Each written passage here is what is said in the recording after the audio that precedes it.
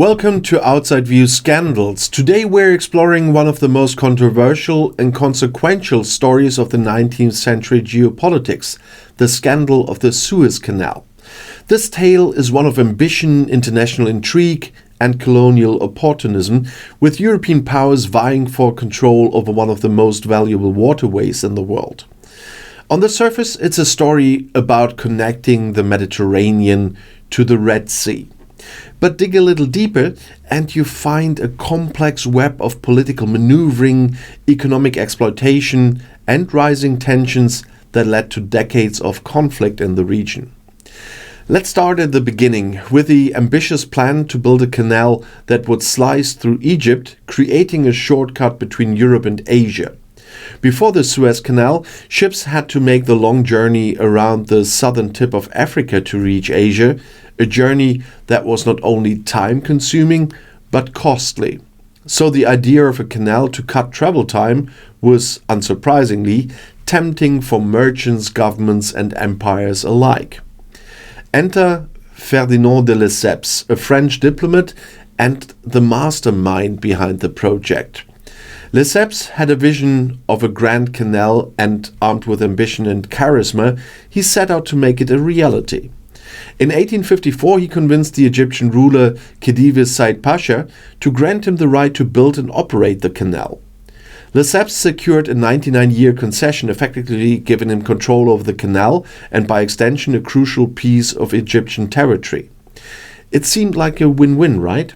A diplomatic triumph that would bring prosperity and progress to Egypt. Well, not quite. While Lesseps was busy drafting plans and securing European investors, the local Egyptian laborers were, let's say, less enthusiastic about the project. Tens of thousands of Egyptians were forced into grueling labor under harsh conditions to dig the canal, with little to no regard for their well-being. It's estimated that thousands of Egyptian laborers died during the construction, and those who survived were left with little to show for their efforts. Despite the heavy human cost, Lesseps and his backers pressed on, and after a decade of backbreaking work, the Suez Canal was finally completed in 1869. When the canal opened, it was hailed as a marvel of engineering and a symbol of progress.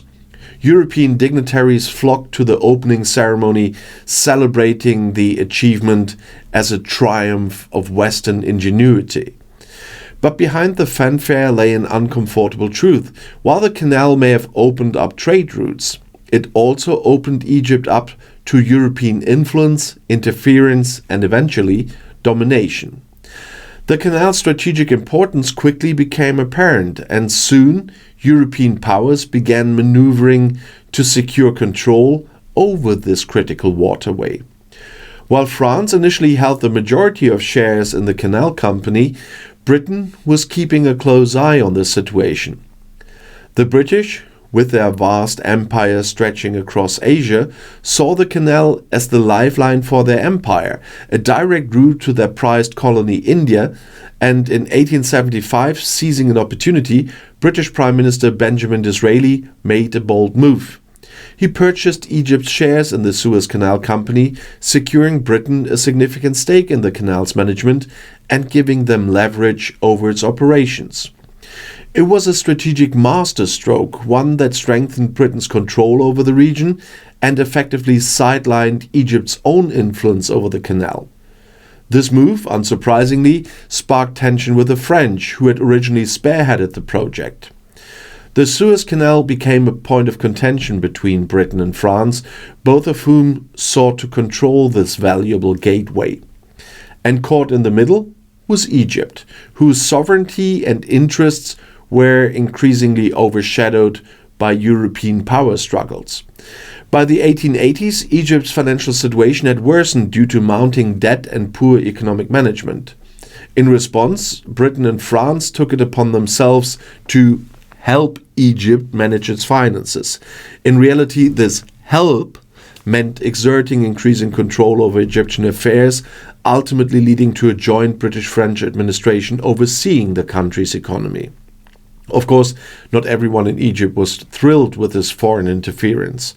In 1882, a nationalist uprising led by Colonel Ahmed Urabi sought to push back against foreign control and reclaim Egypt's independence.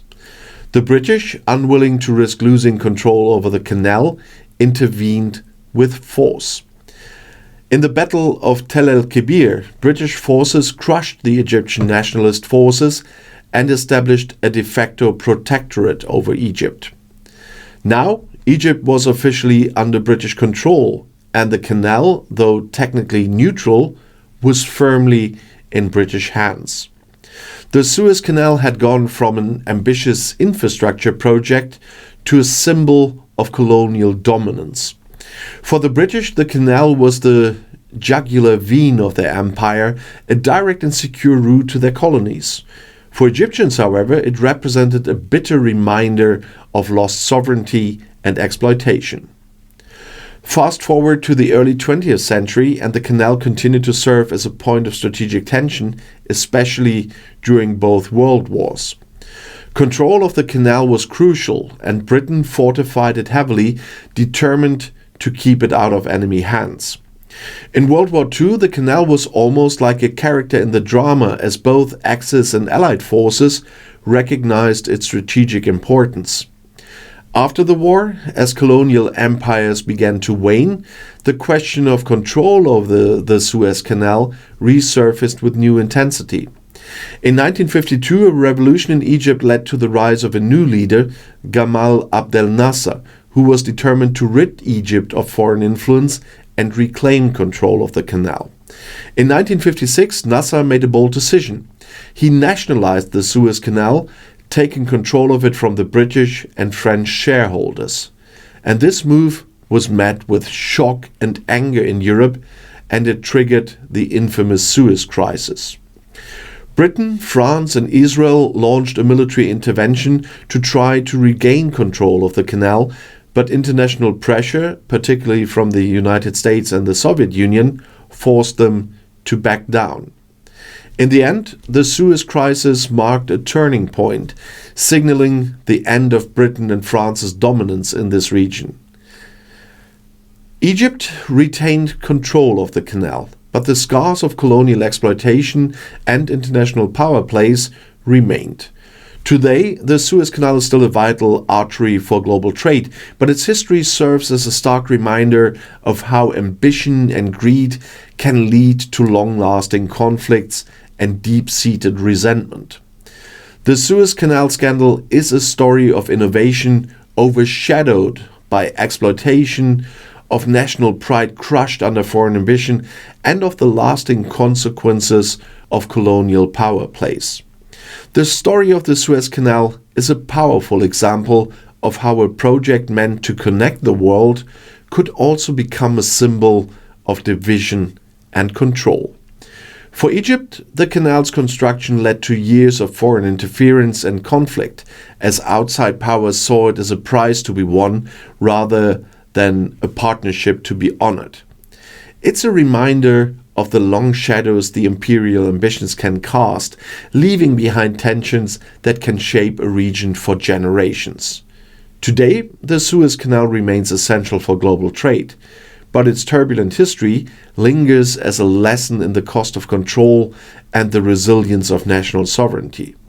So thank you for joining us on Outside View Scandals, where we uncover the stories of power, ambition, and conflict that have left their mark on history.